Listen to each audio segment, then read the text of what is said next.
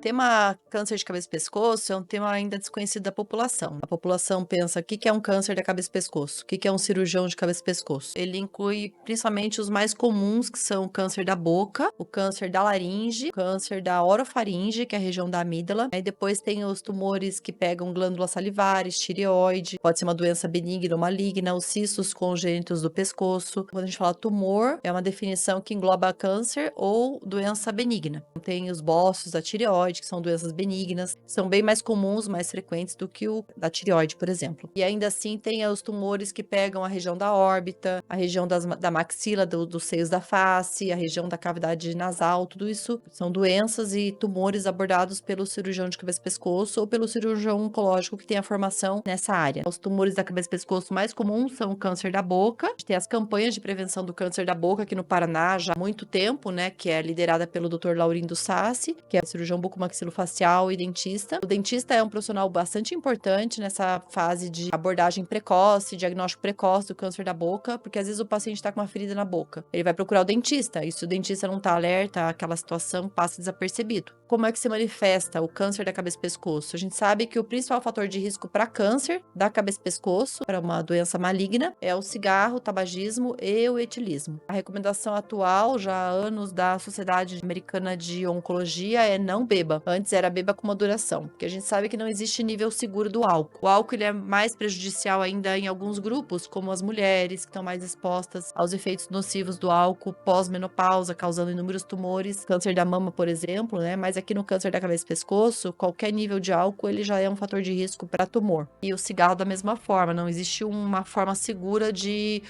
uso, né, do tabaco. Pode ser então o charuto, pode ser o cigarro de palha, pode ser o cigarro de filtro, pode ser o cigarro legal ou ilegal, né, que entra no Brasil muito facilmente. Pode ser então o narguilé, pode ser os pods, que são os cigarros eletrônicos, e aí a gente vai ver o prejuízo, né, disso ao longo dos anos. Já existem estudos que mostram os problemas com os cigarros eletrônicos e no futuro a gente vai ver ainda mais essas documentações, essas publicações. Então, o câncer da boca, ele pode se manifestar com uma ferida que não cicatriza ali em torno de 15 a 20 dias, que pode ser confundida com uma afta, mas é uma lesão que persiste. Essa lesão pode começar com uma mancha branca, por exemplo, ou uma mancha vermelha na boca. Ter bastante cuidado com outro grupo de risco, que são os idosos que não fumam, que não bebem, tem próteses de longa data, às vezes a lesão está escondida embaixo da prótese. O trauma da prótese crônico, a prótese mal ajustada, que está causando um traumatismo crônico, também pode contribuir para a formação desses tumores. Cada vez mais frequentemente, a gente tem pacientes de câncer da boca que não fuma e não bebe. A gente tem lá os fatores psicológicos, o paciente às vezes teve uma perda, um trauma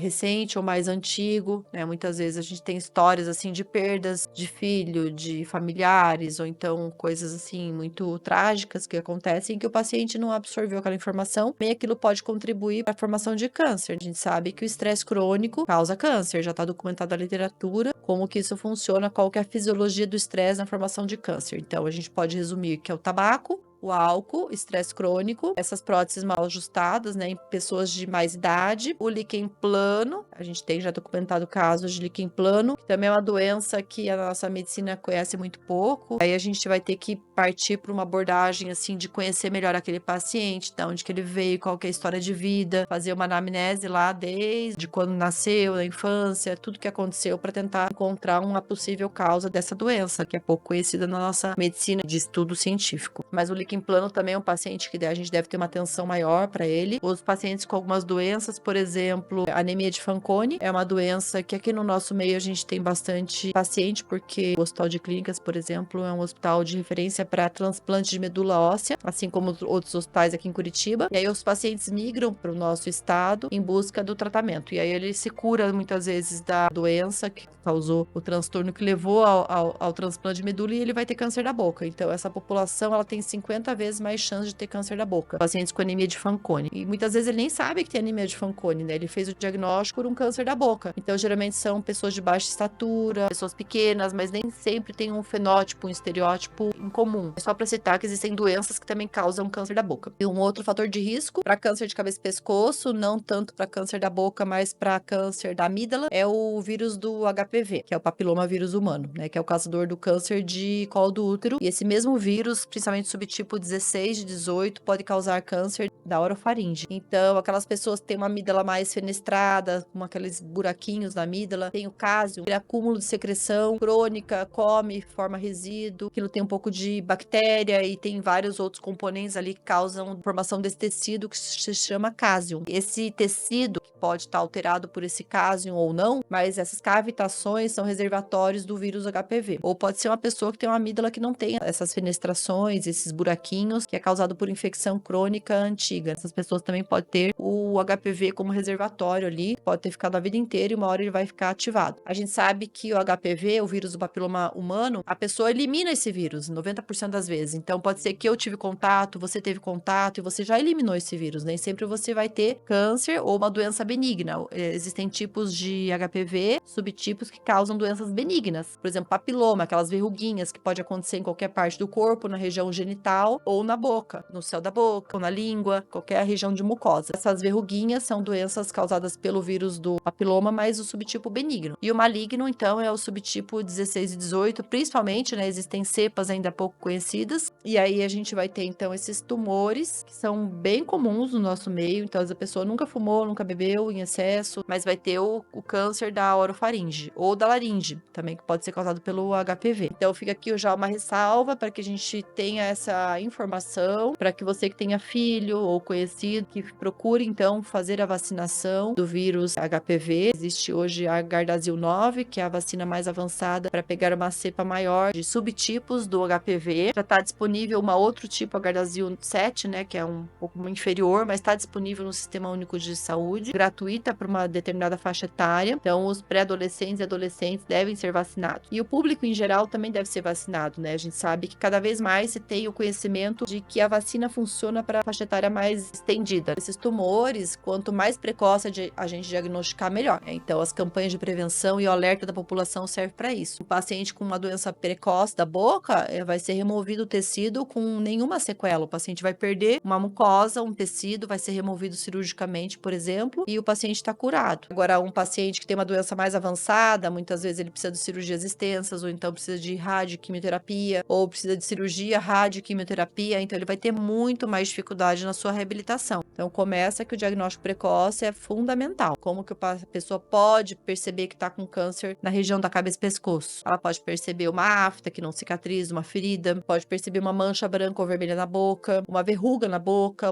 um tecido mais endurecido, um caroço no pescoço, por exemplo, pode ser um sinal de alerta para câncer da cabeça e pescoço, ou nos tumores da laringe, ele pode começar com uma rouquidão persistente. Então, tô com uma rouquidão que não melhora, não melhora, não melhora, tem que procurar avaliação médica para fazer o exame da laringe. Pode ter uma voz mais empastada, pode ter uma alteração da própria voz, ou então começar a ter dificuldade de engolir, vai comer, não consegue comer, fica enroscando, ou então ele tem dor para engolir, ou ele começa a travar a região da mandíbula, não consegue abrir a boca, já é um sinal de doença mais avançada, por exemplo. Ou a pessoa vai ter um emagrecimento sem causa conhecida, e ele vai passar por uma avaliação médica detalhada, e dentro dessa avaliação, pode ser que seja necessário uma avaliação da cavidade bucal. Quando a gente fala, então, de tratamento desses tumores, a gente sabe que é importante a gente conversar com o paciente, não só ir lá fazer uma cirurgia, mas conversar com o paciente, preparar esse paciente para uma cirurgia. O câncer da cabeça e pescoço, muitas vezes o tratamento é cirúrgico ou não cirúrgico. Quando a gente fala de cirurgia, hoje a gente tem a abordagem da região da boca, por exposição dos tecidos e remoção desse tecido, que às vezes precisa de reconstrução ou não. A gente tem a equipe da cirurgia plástica reconstrutiva, que foi um grande avanço na nossa área, né? Então, a cirurgia plástica reconstrutiva com técnicas modernas e que fazem uma boa reabilitação, vai remover um tecido. Pode ser feito um transplante de um tecido de longa distância para o tecido local, para recompor, então, uma mandíbula, para recompor a maxila, para recompor uma órbita, para recompor, então, a língua, o tecido embaixo da língua, para recompor tecido de pele que foi perdido numa doença. Então, a gente fala que a cirurgia ela não é mutilante, o que é mutilante é a doença. Ninguém, nenhum oncologista ou cirurgião vai remover um tecido que é desnecessário. Daí, novamente, a importância do diagnóstico precoce. Quando a gente tem, então, esses tumores, cirurgia plástica reconstrutiva, a gente tem na nossa equipe o cirurgião plástico especialista em reconstrução e microcirurgia. É um profissional habilitado, treinado para fazer o preparo do tecido e melhor reabilitação possível para o paciente. E aí a gente vai ter, então, os outros tratamentos também, de quimioterapia, de radioterapia, de terapia-alvo. Isso requer uma equipe multidisciplinar. A região da cabeça e pescoço é uma região nobre, né? Então, a gente tem lá a fonação, a gente tem a deglutição, que é o processo processo de ingestão do alimento, que é um processo bastante complexo. Então, precisa de um início precoce desse treinamento do paciente, já no pré-operatório, no pré-tratamento. Às vezes ele vai fazer uma radioterapia para um câncer da laringe. A gente prepara esse paciente com o fonoaudiólogo, com o terapeuta, então, da fisioterapia, para que ele tenha uma maior mobilidade dos tecidos, pré, durante e pós, por exemplo, radioterapia. Não só um paciente cirúrgico ele deve ser preparado. Tem uma equipe multidisciplinar e interdisciplinar que está preparada para atender esse paciente de câncer de cabeça e pescoço. E aí inclui as outras partes da reabilitação e da abordagem, que muitas vezes vai ser feito por uma prótese. O paciente às vezes perdeu uma órbita, perdeu o olho, não perdeu a órbita toda, mas perdeu um olho. Ele vai poder fazer uma prótese. A gente tem na equipe a doutora Roberta Zanicotti, que é especialista em próteses bucomaxilofaciais. Às vezes o paciente precisa de um dispositivo durante a radioterapia para a gente isolar uma parte inferior ou superior da boca, das estruturas ósseas, para que a gente isole aquilo na radioterapia. Esses dispositivos, muitas vezes o radioterapeuta esquece de encaminhar o paciente para o dentista, especialista na confecção desses dispositivos orais que protegem o paciente durante a radioterapia. Ele vai ter menos toxicidade a longo prazo e a curto prazo. A gente sabe que esses dispositivos, nem todo paciente precisa, mas uma grande parte dos pacientes sim. Ele vai ter as suas estruturas preservadas mais facilmente. Pode ser um paciente que vai direto para a radioterapia, ou pode ser um paciente pós-cirurgia que vai para a radioterapia. Então, muitas vezes ele é beneficiado por esse dispositivo. E aí, quando a gente fala em reabilitação do câncer da cabeça e pescoço, a gente tem o paciente que vai ter equipe de laser terapia, prevenindo e tratando as mucosites, que é um efeito tóxico da quimioterapia e da radioterapia. O paciente que tem risco de mucosite, ele precisa de fazer precocemente a laser terapia. Existe um protocolo de determinado número de sessões, não é 5 minutos, nem 10 minutos, nem 15 minutos. É o protocolo que ele vai passar, o dentista que faz isso. A gente tem na nossa equipe uma equipe da estomatologia e de dentistas treinados e habilitados para fazer a laser terapia oral no paciente como forma de prevenção da mucosite. Porque antigamente, quando não existia esses protocolos de laser terapia, o paciente ficava com sonda durante toda a radioterapia ou quimioterapia. E a sonda causa um problema ainda maior. Ele vai ter mais dificuldade de engolir por causa de um trauma de uma sonda. Muitas vezes a sonda é necessária, mas a gente pode evitar o uso da sonda com a laser terapia. Só para falar de alguns avanços aí nos últimos anos. Então, a terapia reconstrutiva foi um avanço, a laser terapia para prevenção e tratamento da mucosite foi um outro avanço. O diagnóstico precoce por avaliação de imagem também a gente às vezes consegue detectar se um tumor é benigno ou maligno por uma ressonância magnética, por exemplo. Os tumores de glândulas salivares, muitas vezes existe dificuldade de saber o tipo de doença para saber o tipo de cirurgia, porque a gente tem que preparar a equipe. Se é um tumor maligno, muitas vezes o nervo facial vai estar acometido, outras estruturas nervosas. Então a gente precisa do cirurgião plástico na hora da cirurgia. Ele também faz parte dos avanços. Então, novamente, as técnicas reconstrutivas, os avanços da microcirurgia, os avanços, então, no preparo do paciente, nutricional, da laser